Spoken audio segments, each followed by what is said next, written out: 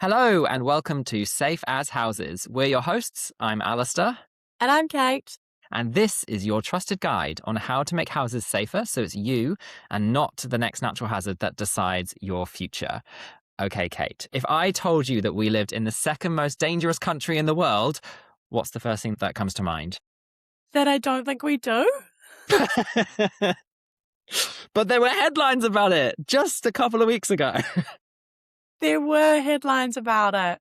But I think it really depends on what you think about is like danger, right? Because you have your like day-to-day life safety, what you're exposed to versus kind of like the big events where like lots of people can potentially like be at risk or at danger of something.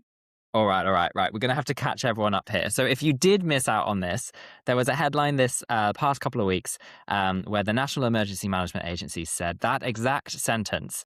And people kind of rightly said, wait, what? New Zealand, the second most dangerous country in the world? So in this episode, we're going to pick a side, aren't we, Kate? And we're going to put each other on the spot and we're going to decide once and for all if New Zealand really is the second most dangerous country in the world. Are you ready for this, Kate? I'm ready. All right, I'm going to go first. So my first point, round one, ding ding, is that New Zealand is on the Pacific Ring of Fire. Everyone knows this is a really dangerous section of the Earth where plates come together. We have volcanoes. We have the longest straight line earthquake fault line on the planet, the Alpine Fault. You can see it from space. We've got Topor. It has created super eruptions in the past that have caused massive mayhem worldwide. I can just keep going on. This statement came after a magnitude 5.9 earthquake. We've had bigger earthquakes in the past. It's dangerous where we live. Alistair, I think the first thing that actually comes to mind with your argument is like it's all about likelihood as well. So you're talking about these Gotta be a like stickler there, events Kate. all around like the Pacific Ring of Fire. So we look at our volcanic eruptions, but really like how frequently do we have a volcanic eruption and how frequently do we have a damaging earthquake that, people actually like die in. And so But if I we think have them, likelihood is a really important aspect of that in terms of how likely are we to die on a day-to-day basis in terms of like, do we live in a dangerous country? yeah, is that massive super eruption going to kill me? But is it actually going to happen? I see what Yeah. you're trying to say there. Right. What's your first point then, Kate? Okay, my first point is if we were to look at global safety metrics, New Zealand ranks as the second safest place in the world for security at home, like low violent crime, and also like geopolitical peace as well. So we're actually a relatively safe nation away from, quite a lot of the geopolitical turmoil. Oh, me again with not being able to pronounce words across the world at the moment. There's wars going on right now, Alistair. There And are wars. we're so far away from it in a way, although we are like definitely an internet connected, I guess, global network for sure. Yeah. I always kind of this one comes down to me of like the togs test. The like when you get into your togs, do you feel comfortable leaving your bag on the beach and going in for a dip, or are you a bit worried about what's like if someone's going to come and nick it for you from Yeah. you? And in New Zealand, I have to say, I quite often feel maybe I'm naive, maybe I've just been really lucky since I've been living here, but do feel quite safe in a Yeah. lot of those kind of aspects. But I think that's a really good point that you've just made. I know we're meant to be arguing against each other, but I agree with that. Just because I I'm think undermining myself. how you feel about safety is like so personal as well, depending on like where you are, like your past experiences and like what makes you feel comfortable in different places as well. And I think that's so the same with like our risk perception as well, because obviously I'm being like, oh my gosh, no, New Zealand's not a dangerous place. But at times I guess it can be. Oh Yeah. my gosh, did I disagree with you, Alistair? I didn't mean to do that so early on. We're so rubbish at this. Right, I'm going to draw battle lines again. Right, I'm back to it. So I think from a hazard perspective, New Zealand has massive hazards relative to the size of our economy.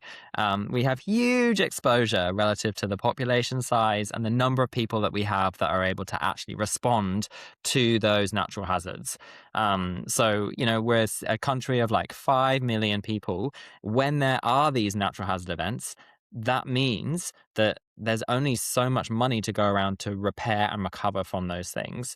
And it means that we can't put things in place before the events to kind of stop and protect ourselves from them. Like in Japan, they build these massive tsunami walls, and they have really, really strong and good infrastructure and making sure that things are really, really safe. Whereas because we don't have as much money, it's harder for us to put in that kind of solid infrastructure to increase that safety. Yeah, I feel like that's a really interesting point because I guess in my mind, like financial ability doesn't make a place more dangerous or less Mm. dangerous.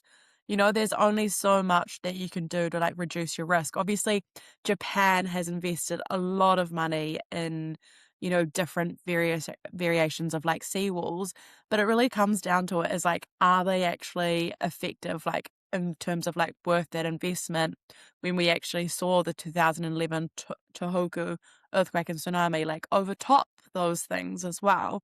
So it's like all these engineered solutions are only worth it to a set point because you're always going to get an event above that. So although New Zealand may not have the economy that other places have, I don't think it means that it makes New Zealand more dangerous than another country. Please don't mention residual risk, Kate. Don't do it. Don't do it. Your next point. No, we'll just move on. We'll move on. I think that's like, I know you've just said don't mention it, but it is just so important to think about because it's like, our high hazard exposure, there's differences there in terms of, you know, what we do to reduce our risk and what's left over as well. And so it's like the whole point is that we can never like reduce our risk entirely. Although New Zealand doesn't have bears or snakes or any scary animals. So like we're pretty good Okay, on so that we're moving point on to your there. next point, are we? Yeah. Yeah. Um I think on a day-to-day basis, the most scary thing we probably face is getting into a car and driving because there's some pretty bad drivers in New Zealand. Kiwis, and they're driving. Where's Hey. the indicator? Anyone found it? So what's your next point, Alistair? No, no, no. Let's no, no, I'll just cover this one. I do think that there is something when I talk to my friends who are all like, "Let's move to Australia," and then I'm like, "Yeah, but the snakes and the spiders and everything's gonna kill you when you just walk outside." It's quite nice when you when you live in New Zealand and you're like, "Nothing. There's nothing here." Like, ideally, you will find the native wildlife.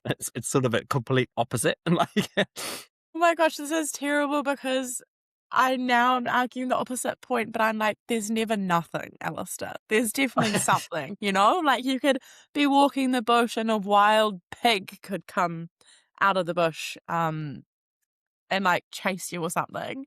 But that is like possible. for the most part, we don't have any deadly snakes, bears, or predators, like in other countries. So our day-to-day exposure to, I guess, hazardous, dangerous animals is relatively low. Yeah. All But right. it's not Well, nothing. my next point is actually kind of a cheat because it's kind of an expansion on the previous point, but I'm going to zero in on it because this the National Emergency Management Agency were really drilling into, which is the economic risk that New Zealand faces. Because the reason that a report that they were quoting led to the conversation around us being the second most dangerous country in the world is because it's expected that about 0.7%, so nearly a whole percent of our GDP is spent on natural hazards every single year, which just shows the size of the problem that we're dealing with in our country. So we're spending 1% of our productive growth every single year addressing natural hazards. That must mean that New Zealand is incredibly dangerous. Alistair, I'm sorry, I still have to disagree with you on that point. Like, for me, it still comes back to that, like, life safety aspect as well. And I know Waka Kotahi, New Zealand Transport Agency, they actually put, like, a dollar amount on the cost of someone's life, effectively, when they're making their risk decisions when it comes to, like, investing in, barriers in the middle of the road. It's like, what's the cost of someone dying versus us building this barrier? And they make quite a lot of their decisions like that. But I think, again, I don't think you can put, like, an economic amount on saying something is dangerous because, like, I think a war would be more dangerous because 'cause you're putting more people at exposure to potentially that life safety aspect of it as well.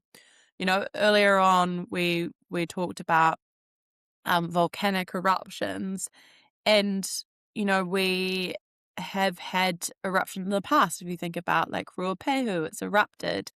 But there's so many different choices that we can make to actually like limit our exposure to that hazard to make sure that it isn't dangerous to our like life safety. So although we're putting like a monetary amount onto it, it doesn't make something like less or more dangerous. It's just quantifying it from like an economic perspective. Yeah, and I Well, really you're agreeing with me. Am I I winning the debate? I don't want to undermine my argument, but there is something to be said here around the amount that we spend on natural hazards might mean that that money might be spent better in other ways. Like it's more cost effective to try and reduce the hazard. So put things out of harm way, take down chimneys, those sorts of things, than keep responding to natural hazards. And that's an interesting spot where we're at, where we're spending a lot of money responding to natural hazards because most of the money that we're spending in that 0.7% is actually in response and in recovery from natural hazards. But there are things we can do before natural hazards happen to make the cost afterwards less. So there's something in there. But that doesn't mean the natural hazards aren't happening. So I'm not ceding this point, Kate. I know, but it doesn't mean it's like becoming less, it's not, doesn't mean we're innately dangerous as a country, I don't think. Okay, so what's your next point? Again, I think it does come back to that kind of definition of danger. And when I think about danger, I still think about like our life safety aspect. So, is someone going to die from this? And I think we are very lucky to live in New Zealand where we don't have that same level of conflict that people are going through in, in other countries across the world right now. We're very lucky to live in a country that we do. We don't live with like a day-to-day threat to our life. Like I don't walk outside my house and I'm worried that I might not come back home. And I think that's a really real fear that many other countries face. So I think, when people heard that quote around New Zealand being the second most dangerous place in the world, everyone that has probably like has lived in New Zealand for a wee while or has moved here knows New Zealand as a relatively like safer country in comparison to others. Notice my emphasis on safer rather than safe. And I think that's really important is that we actually I know that we have all these like range of like different natural hazards, but on the day to day, like we are in a very lucky position to be in New Zealand, in We my are opinion. indeed. Yeah. Okay, well, I'm still going to counter you, even though that was very eloquent, Kate. I think you just want an argument, Alistair. I think you Not started yet. this knowing that I Not was yet. correct all along. So my next point is infrastructure. Infrastructure is very vulnerable in this country. We have a very long, That doesn't skinny. make us We dangerous. have a long, skinny country, and it means that people can be isolated, and isolation comes with danger. If there are natural hazards, like if there's a No! landslide and it destroys a Have bridge, which you happens not very heard of often, then people can't Kiwi get around. ingenuity, Alistair? It's dangerous. Kiwi ingenuity. I feel like there's so many people that when they're isolated have like their own resilience to be able to like get through that sort of an event. It might not be comfortable for some time, but I know that for most people, they're likely not going to die from being isolated. This comes back to one of my favorite. I don't know if it's my. I don't know. A good story when I've Yeah. spoken to communities about earthquake resilience and how they Mhm. will be isolated, and they're like, just go get some guns, shoot some cows, be fine. That's like, yeah. You've obviously been speaking to some rural communities because I don't think all communities would have that, like, access to guns in New Zealand. Definitely in the rural area. That was correct. All right. I'm afraid I'm losing this. Do you have any more points, Kate? Alistair, I think we both know that, I've won this argument, and I think I won it from the start, and you were fighting a really losing battle. All right. So we have debated the headline, but how is this relevant to home buyers, homeowners, Kate? Well, with these global headlines about GDP losses and super volcanoes can feel pretty overwhelming because there's not actually anything that we can do to stop a volcano from erupting. But there are things that we can do to actually like reduce our risk to our homes as well. Yes. So, Alistair, have you got a top tip for someone in terms of like what they can look at to reduce their risk? Absolutely. I think first and foremost, you can look at the land and not just the house. So it's important to move past kind of property hype and kind of falling in love with your perfect home and actually having a think about local hazard maps. Have a look into the space around you. Have a think about the land around you and where you're living, and then you can take cues off that information to get yourself prepared for natural hazards or prepare your property appropriately for the hazards that you may be experiencing. How about you, Kate? Oh my gosh, I have to say, let's fix the boring things first. Like, not even the boring things, just the things that are easy to do. Like, Yes, make it as easy as possible for you as well. So, like, I don't know, a simple thing like checking your gutters or your drains, looking at your foundations and making sure that they're all looking good and secure. absolutely. I mean, it's so easy to like fall down a rabbit hole and get obsessed and overwhelmed by massive mega quake stats and like I don't want to hear this, I don't want to hear this. But actually just going around your home on the weekend and going, you know what I need to do is I just need to check my foundations. I just want to check that the gutters are clear so that I won't get low level flooding in my house. Doing those bits and pieces then just gives you that peace of mind. And it also is really great because if you start doing those sort of activities, then you've started the progress. You'll see that you're making the steps towards feeling safer in your own home.